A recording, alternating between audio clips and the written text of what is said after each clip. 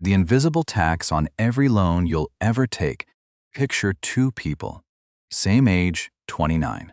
Same income, same city, same lender. They both walk in to apply for a $300,000 30-year mortgage on similar homes. One of them leaves with a monthly payment roughly $200 lower than the other.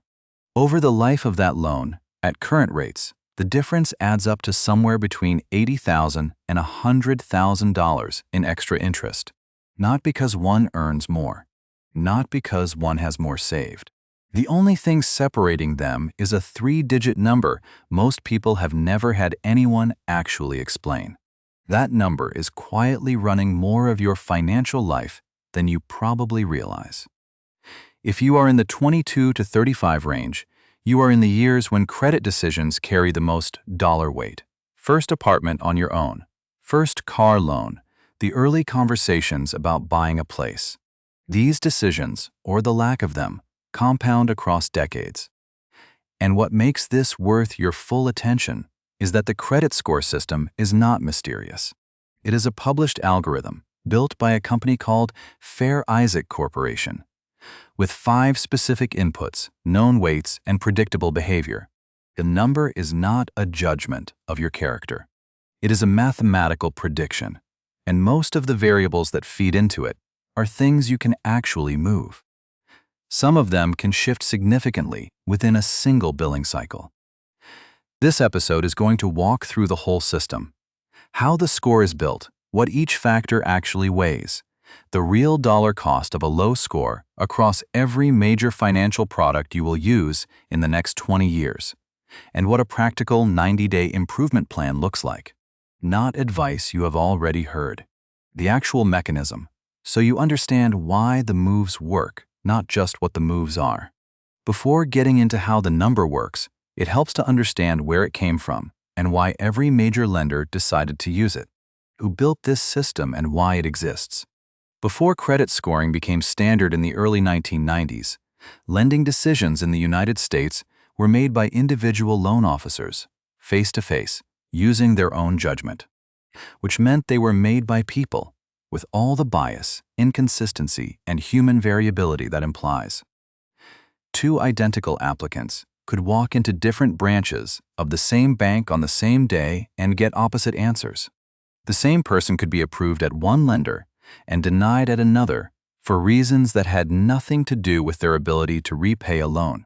The regulatory push for standardized credit assessment had genuine intent behind it. The 1974 Equal Credit Opportunity Act made it illegal to discriminate in lending based on race, gender, national origin, marital status, and several other factors. But passing a law that bans discrimination and actually removing it from the decision process are two different things. What you need for real consistency is a model where the decision is driven by specific, documented behavior and nothing else. FICO Corporation's scoring model was designed to answer one specific question. Given this person's credit history, how likely are they to miss a payment by 90 days or more in the next 24 months? That is the entire purpose of the score. It is a probability estimate. A 760 does not mean you are a good person or a trustworthy human being. It means the model, based on your history, predicts a very low likelihood that you will fall 90 days behind on a payment in the next 2 years. A 580 predicts a meaningfully higher likelihood.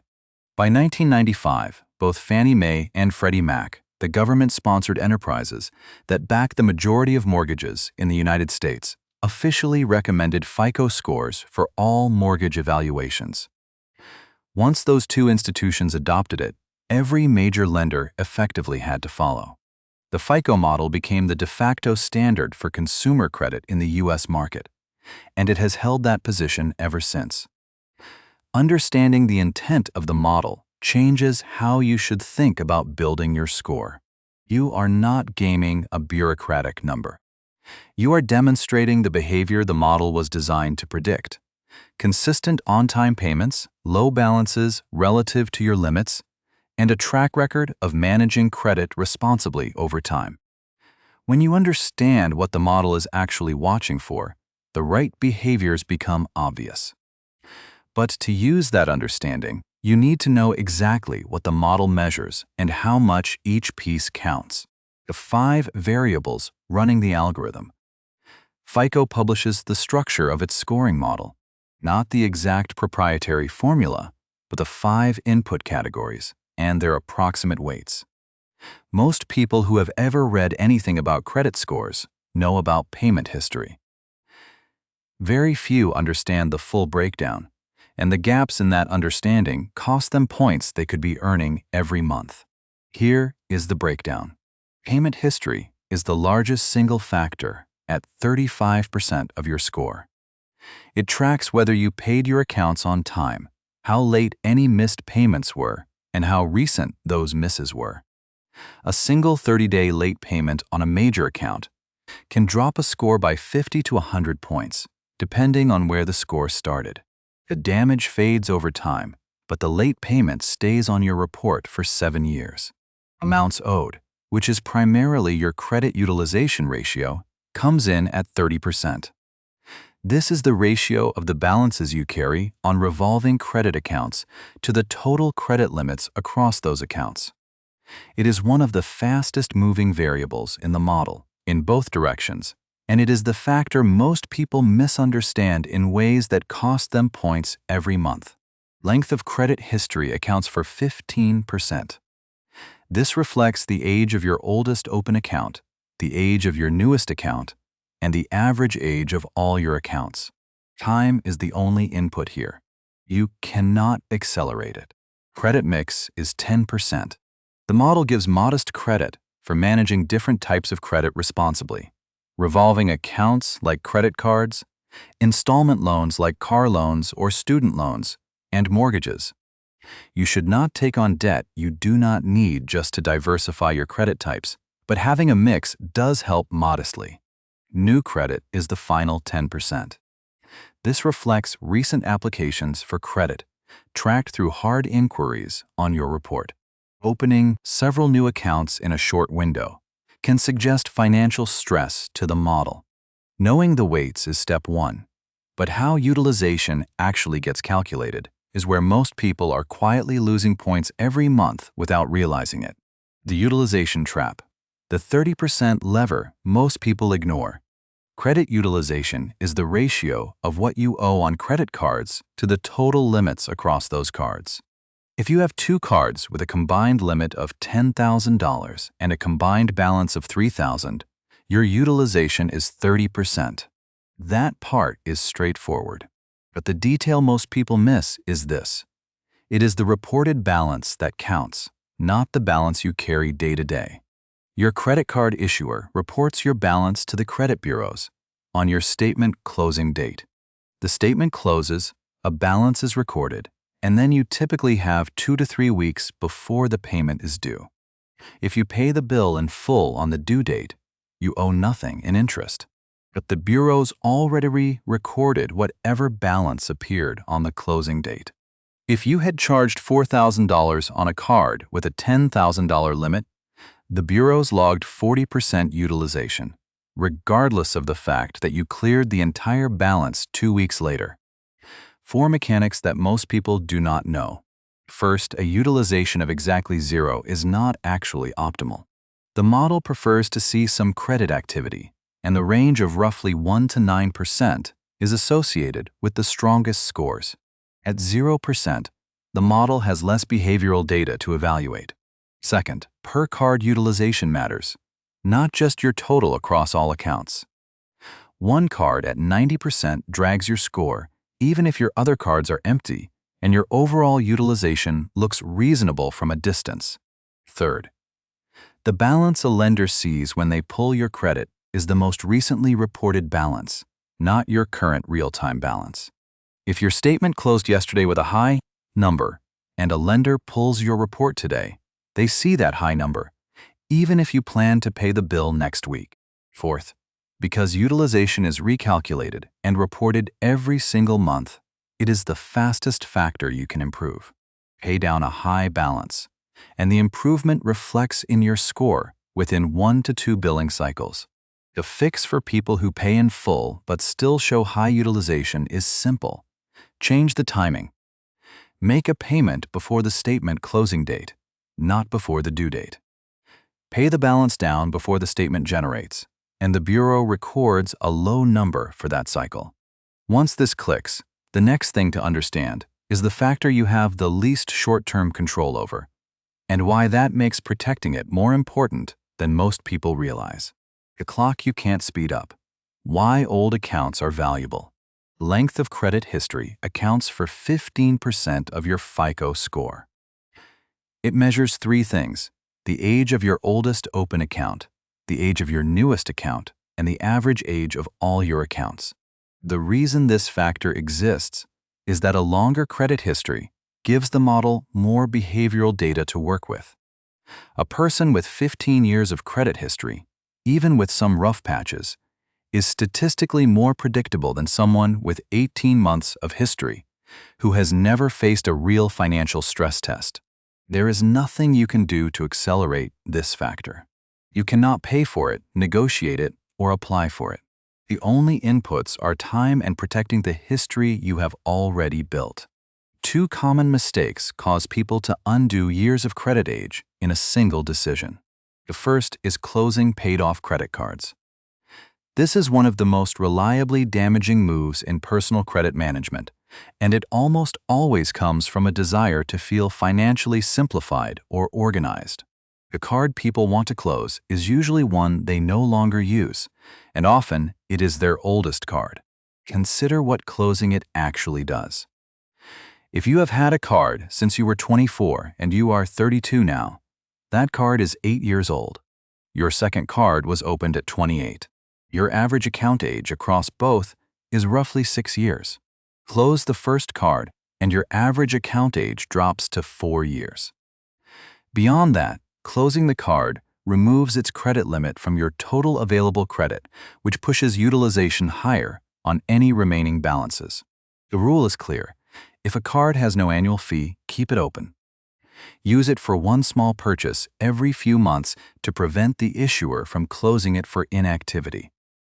The card that feels useless is building account age every single month it stays open, and that passive accumulation is worth protecting. The second common mistake is opening multiple new accounts in a short window. Each new account lowers the average age of all your accounts and generates additional inquiries. Open new credit when you have a real reason, one account at a time, spread out over time. If you do not yet have years of credit history to protect, the question becomes how to build a track record from scratch. Building credit from zero. The authorized user and secured card methods. Starting from no credit history is a genuine practical obstacle. Many landlords, most mortgage lenders, car loan issuers, and some employers check credit reports. A thin or non-existent credit file is not the same as bad credit, but it often produces similar outcomes: denials, higher deposits, cosigner requirements, and restricted options. Two methods reliably solve this problem without requiring you to take on more financial risk than you can manage. The first is the authorized user method. If someone in your life, a parent, sibling, or close family member, has a credit card with a long, clean payment history and a reasonable credit limit, they can add you as an authorized user on that account. When they do, that account's history, age, and credit limit appear on your credit report. You do not have to use the card.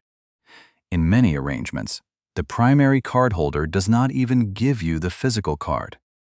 You are simply associated with the account in the credit bureau's records.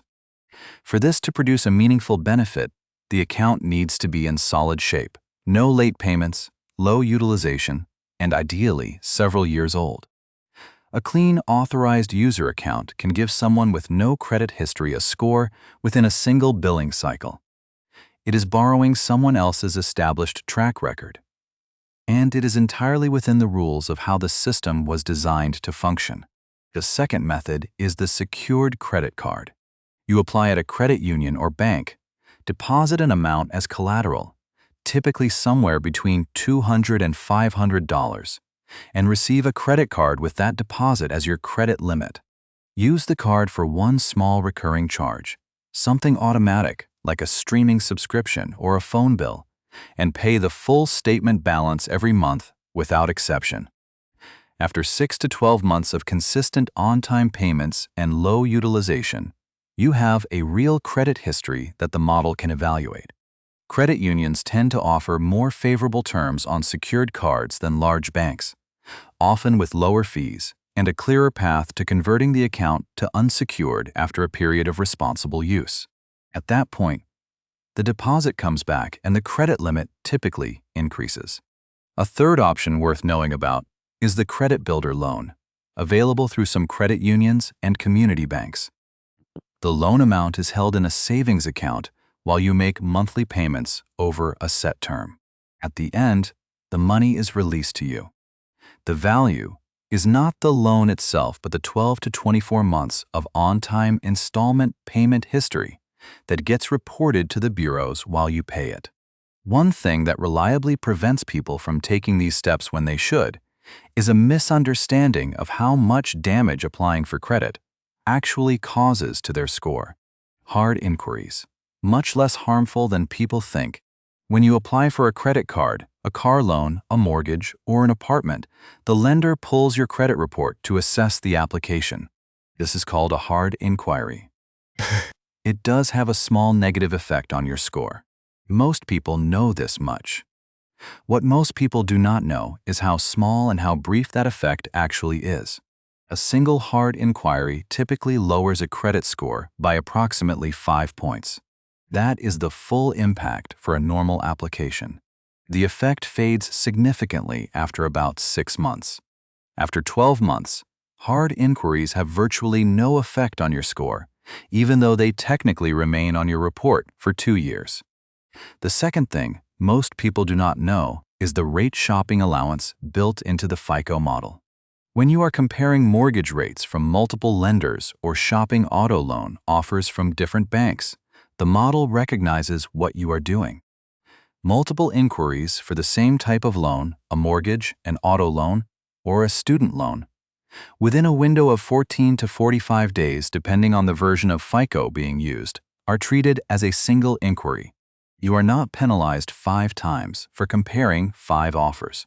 The model understands comparison shopping and accounts for it. This matters because inquiry fear causes a genuinely costly mistake. People call one lender, get one rate, and accept it because they do not want to hurt their score by shopping around. But the inquiry is 5 points and gone in 12 months. A rate that is even 0.5% higher persists for the entire term of a 60-month car loan or a 30-year mortgage. On a $28,000 auto loan over 60 months, even a modest rate improvement from shopping can save several hundred to over $1,000 over the loan term. On a mortgage, the stakes are dramatically higher. Shopping aggressively within a short window and accepting the best rate you find is unambiguously the right move. The inquiry is not the variable to protect. The flip side of all of this is making sure the information being evaluated in the first place is actually accurate. The report behind the score, where errors live. Your credit score is not raw data. It is a calculation. The data is your credit report, and the score is what the FICO algorithm produces when it processes that data. This distinction matters because if the underlying data contains errors, the score is wrong. And a wrong score can cost you real money in ways you would never think to trace back to the source. The 3 major credit bureaus, Equifax, Experian, and TransUnion, each maintain a separate file on you. Lenders do not always report to all 3 bureaus, so your score may differ meaningfully from one bureau to another. A 2013 study by the Federal Trade Commission found that roughly 1 in 5 American consumers had a material error on at least one of their 3 credit reports, meaning an error significant enough to affect their score. That is not a rare edge case. It is a substantial portion of the population carrying a score that does not accurately reflect their actual credit behavior. The types of errors that appear most commonly: accounts that are not yours, sometimes the result of identity mix-ups or fraud. Late payments recorded on accounts you paid on time. Closed accounts still showing as open with a balance attached. Balance amounts listed higher than the actual current figure. Negative items that should have aged off the report already, but are still appearing.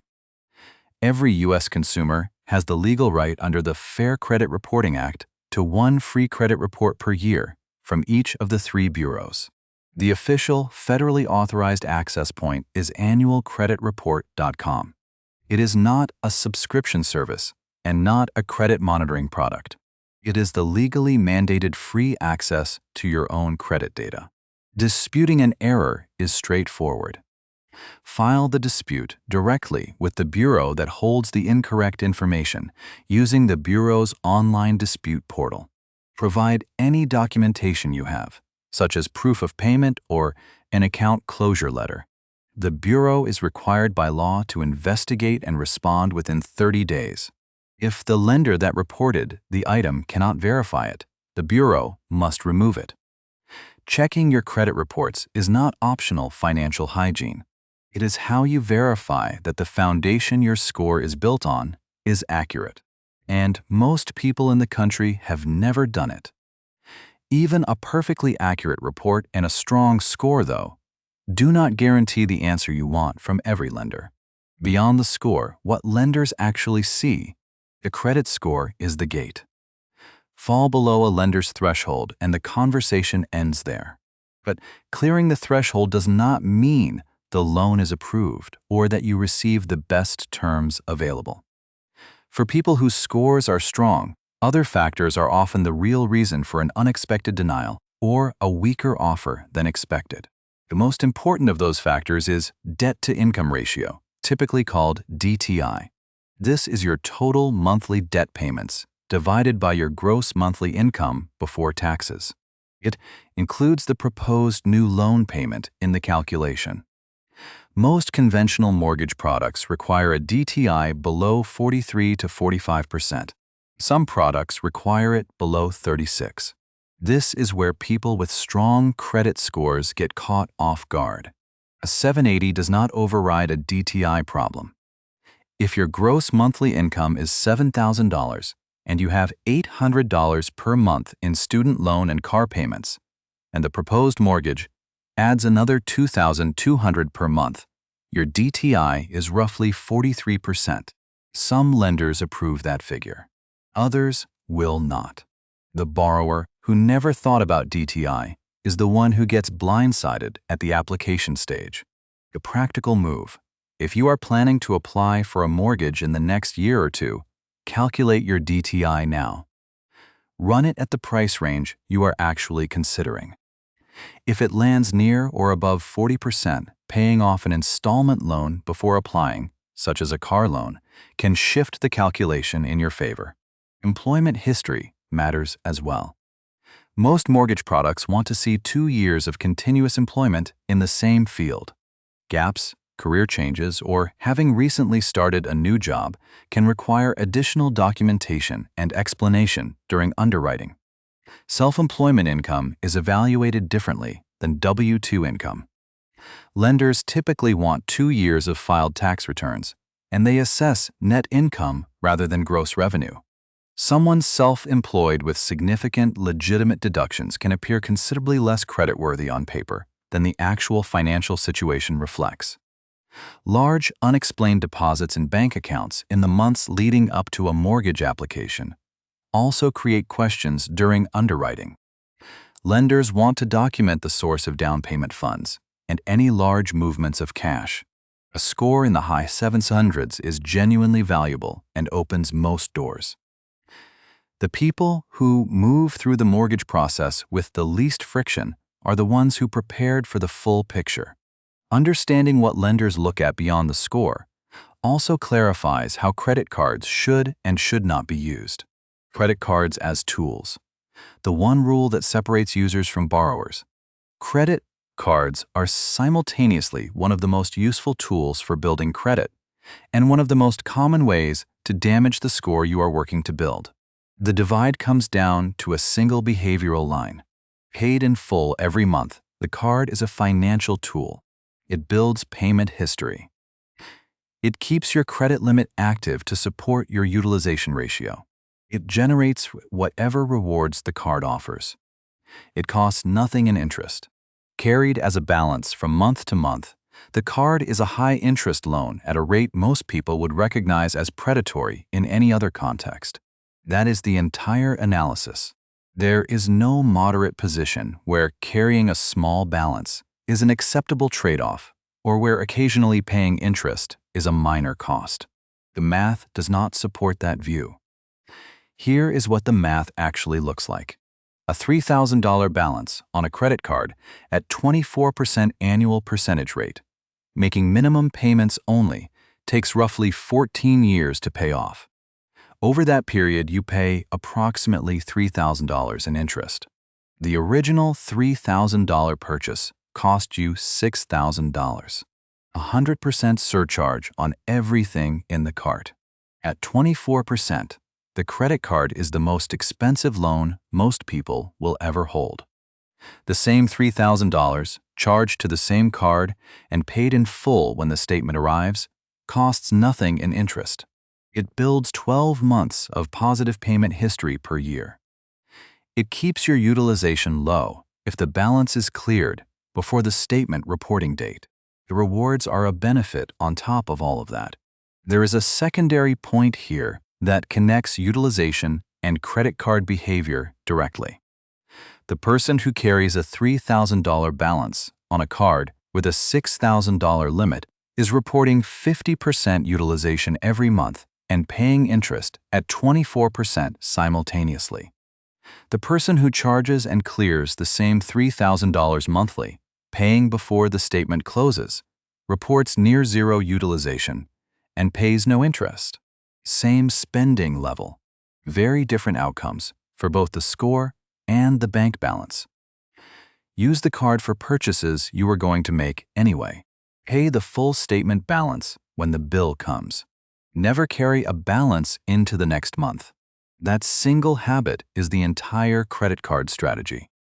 The cumulative dollar picture of what a score gap costs across all these products is what makes this feel concrete rather than abstract. The dollar gap.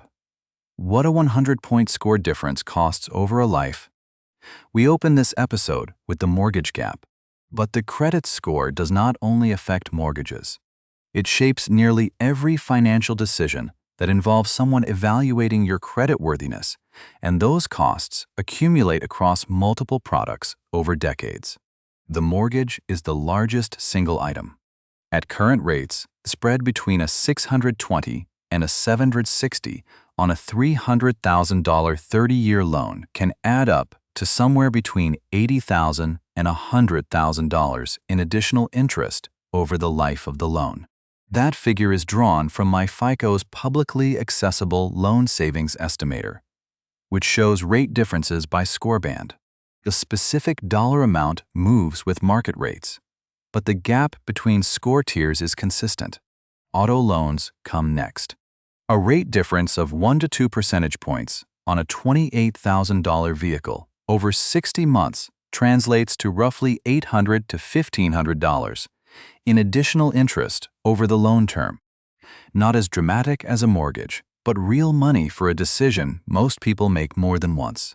Apartments add a more direct cost. A lower credit score may require a security deposit $500 to $1,500 higher than a higher score applicant pays. Or it results in outright rejection, requiring a co-signer, which is a practical barrier if you do not have that option available. Auto and homeowners insurance is an area that surprises most people. The majority of U.S. states allow insurers to factor credit-based insurance scores into premium setting. Research by the Consumer Federation of America has documented that lower credit scores correlate with substantially higher insurance premiums, with the annual gap in some cases reaching several $100s. This cost recurs every renewal cycle. Employment is the final category. Some employers, particularly in finance, government contracting, and roles requiring security clearances, review credit reports as part of the hiring process. The score itself matters less than specific negative items on the report, collections, judgments, and significant late payments. A clean credit file removes a potential barrier in any context where this comes up. Add it together across 15 to 20 years. A mortgage, 1 or 2 auto loans, recurring insurance premium differences, and apartment deposit differentials. The cumulative financial gap between someone who understood this system early and someone who never did can reach well into 6 figures. Building and protecting your credit score is one of the highest leverage financial moves available to you, and it requires no investment of money, only attention. Which brings us to what that attention specifically looks like over 90 days. The 90-day credit score game plan. This last chapter is the one that makes everything before it actionable. The honest version of a 90-day plan is simpler than the credit repair industry suggests. No paid services, no complicated strategies. The tools are free, the process is clear, and the results are real if you execute consistently. Day 1. Pull all 3 of your credit reports from annualcreditreport.com. This is free. This is the official, federally authorized access point for reports from all 3 bureaus.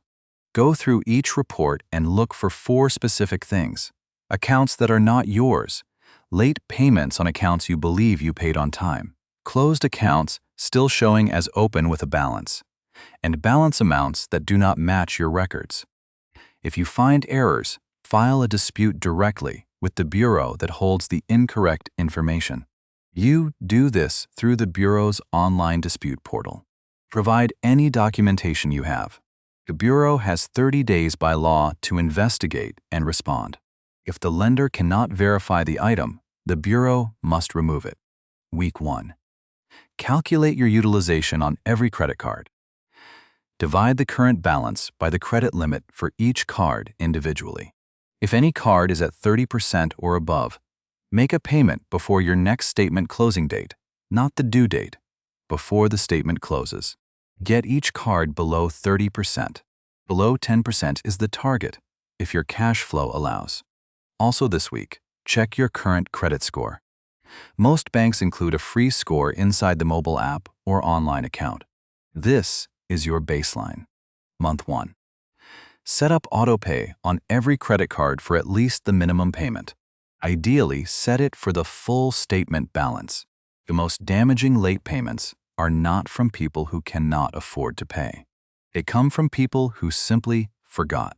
Autopay removes that risk entirely. If full autopay is not manageable right now, set it for the minimum and pay more manually each month.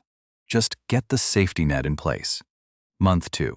If you addressed utilization in week 1 and filed disputes on day 1, you should see score movement by now. Utilization reflects at your next statement close. Error resolutions from month 1 are often completed within 30 days and may already appear on updated reports. Month 3. If your credit file is thin, meaning 1 account or fewer, open 1 secured credit card this month. 1, not 3. Choose a credit union with no annual fee and a low minimum deposit. Set up 1 small recurring charge on the card, pay the full statement balance every month, and leave it alone. 6 to 12 months from now, you have an established second account contributing to your payment history. At 90 days, pull your score again and compare it to your baseline from week 1. If you corrected high utilization and cleared errors, meaningful improvement is a realistic expectation, not a guarantee, but a realistic expectation with consistent execution. 3 maintenance rules going forward. Never close your oldest credit card. Keep it active with at least 1 small purchase per year to prevent the issuer from closing it for inactivity. Never miss a payment on any account. Set every account to autopay the minimum and review monthly to pay the full amount where possible.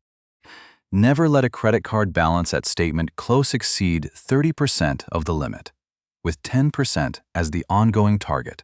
That is the complete plan. No services required. The algorithm rewards consistent, predictable behavior. When you understand the mechanism, The right habits follow naturally. Let's bring this full circle, because 12 chapters is a lot, and the through line deserves to be stated clearly. Your credit score is generated by a published algorithm designed to predict one specific thing: whether you are likely to miss a payment by 90 days or more in the next 2 years. That is all it predicts. But it is used as a proxy for financial risk across nearly every major transaction in your life. We started with the dollar reality. The gap between a 620 and a 760 on a 30-year mortgage can amount to $80,000 to $100,000 in extra interest. That is the concrete cost of not understanding this system. We looked at where the score came from, a model built to remove bias and subjectivity from lending decisions, adopted across the entire U.S. mortgage market by the mid-1990s. We covered the 5 variables: payment history at 35%, utilization at 30%, length of history at 15%, credit mix at 10%, new credit at 10%. Knowing those weights tells you where to focus your energy. We went deep on utilization, the 30% factor that moves fastest, with most people getting the key mechanic wrong because the balance is reported at statement close, not at payment date. Pay before the statement closes. We covered length of history, the one variable you cannot speed up, which means protecting it by keeping old accounts open and not clustering new ones. We covered building from zero, the authorized user method for starting with someone else's established track record, and the secured card for building one from scratch. We covered hard inquiries, approximately 5 points, gone in 12 months, with a rate shopping window that lets you compare multiple lenders without multiple penalties. Shop aggressively. We covered credit report errors. Roughly 1 in 5 consumers has a material error on at least one report. Pull yours from annualcreditreport.com and dispute anything that is wrong. We covered what lenders see beyond the score: debt-to-income ratio, employment history, and the documentation trail. A strong score gets you to the table. The full picture determines whether you leave with what you came for. We covered credit cards. One rule: paid in full every month. That is the entire strategy. We quantified the dollar gap across mortgages, auto loans, insurance premiums, deposits, and employment, and the cumulative difference across decades makes credit management feel less like hygiene and more like a decision that pays you back repeatedly.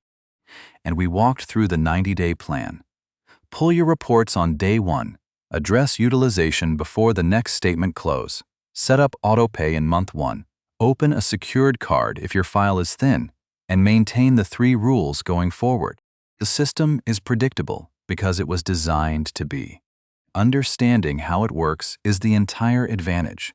If this gave you a clearer picture of what the number actually costs and how to manage it, share it with someone in your life who would benefit from hearing it. And if there is a topic on money or mindset you want us to dig into next, let us know. We will be here.